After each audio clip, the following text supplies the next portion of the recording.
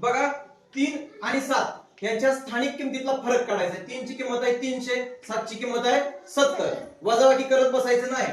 3 मधनं 1 कमी करायचं 2 आणि पुढचा जो अंक आहे पुढे कोणता अंक असणार तो 10 न कमी करायचा. 10 न 7 गेलं 3 बरोबर आणि राहिलेल्या अंकाच्या जागी काय लिहायचं 0. या दोघांच्या स्थानिक किमतीतला फरक आहे 230. पुढे जाऊया. इथं आपल्याला 7 आणि 8 यांच्या स्थानिक किमतीतला फरक काढायचा आहे. पहिला अंक आहे 7. पहिल्या अंकातनं फक्त 1 कमी करायचं म्हणजे काय येईल रे 6. पुढचा अंक काय आहे 8.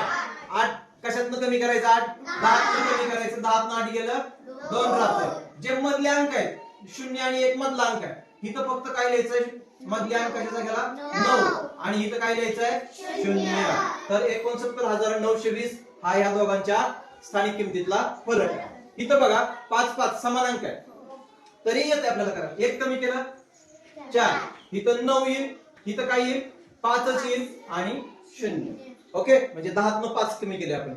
इथं बघा 3 आणि 2 यांच्यातल्या स्थानिक किमतीतला फरक काढायचा आहे. 1 कमी करायचं 3 मधनं 1 गेलं 2.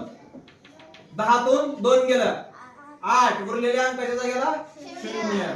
जर मधला अंक असेल तर काय द्यायचं 9. 7 1 कमी केलं 6.